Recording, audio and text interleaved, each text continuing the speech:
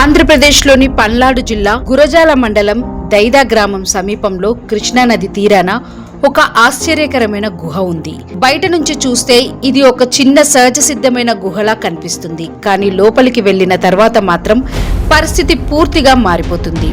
సన్నని సొరంగం మార్గం, చుట్టూ చీకటి రాతి గోడలు.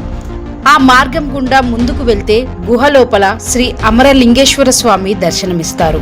ఇక్కడ శివలింగం స్వయంభుగా వెలిసిందని భక్తుల విశ్వాసం. స్థానిక స్థల పురాణం ప్రకారం ఈ గుహలో శివలింగాన్ని దేవతలు అంటే అమరులు పూజించారని నమ్మకం. అందుకే ఇక్కడ కొలువైన శివుడిని అమరలింగేశ్వర స్వామి అని పిలుస్తారని కథనం. ఇక్కడి అత్యంత ఆసక్తికరమైన కథ ఒక పశువుల కాపరితో మొదలవుతుంది. పూర్వం దైదా గ్రామానికి చెందిన కొంతమంది కాపరులు తమ పశువులను అడవి ప్రాంతంలో మేపేవారని స్థానిక కథనం. ఒకరోజు ఒక కాపరి పశువుల మందలోని ఒక పశువును కోల్పోయాడు. ఎంత వెతికినా అది కనిపించలేదు. సాయంత్రం అయ్యేసరికి అలసిపోయిన అతను కృష్ణానది ఒడ్డున కూర్చున్నాడు. అప్పుడే చీకటి కమ్ముకుంది. అకస్మాత్తుగా అతని చెవులకు దూరం నుంచి భజనల శబ్దం వినిపించింది. అంత అటవీ ప్రాంతంలో ఈ రాత్రి వేళ ఎవరు భజనలు చేస్తున్నారు? అతనికి అనుమానం వచ్చింది. శబ్దం ఎక్కడి నుంచి వస్తుందో తెలుసుకోవడానికి ముందుకు వెళ్ళాడు. చివరకు ఒక చిన్న గుహ ద్వారం కనిపించింది.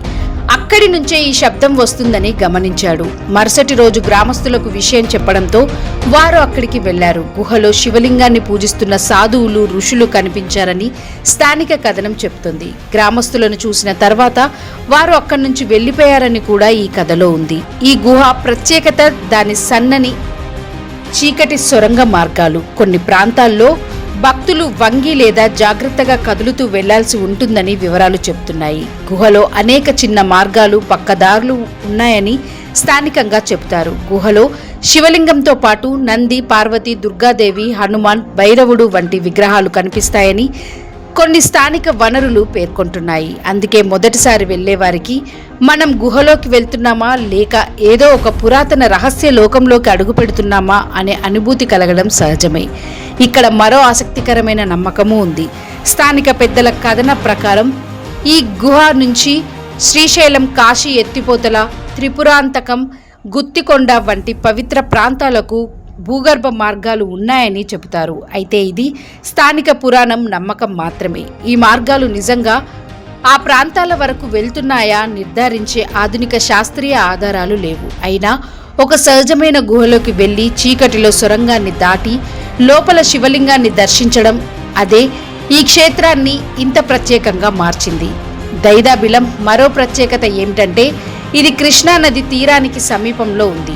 కొన్ని వర్ణనల ప్రకారం భక్తులు ముందుగా కృష్ణానదిలో స్నానం చేసి తడి బట్టలతో గుహలోకి వెళ్లి స్వామివారిని దర్శించుకునే ఆచారం ఉండేది.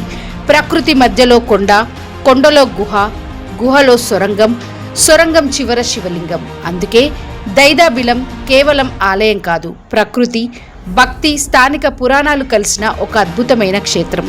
వందల ఏండ్లుగా ఈ గుహలో ఎవరు పూజలు చేశారు? ఆ కాపరికి నిజంగానే గుహలో భజనల శబ్దం వినిపించిందా? గుహలోని సొరంగాలు ఎక్కడికి వెళ్తాయి? శ్రీశైలం, కాశీకి మార్గాలున్నాయన్న కథలో నిజమెంత ఉంది? ఇవన్నీ ఇప్పటికీ దైదాబిలాన్ని ఒక మిస్టరీగా నిలబెడుతున్న ప్రశ్నలే.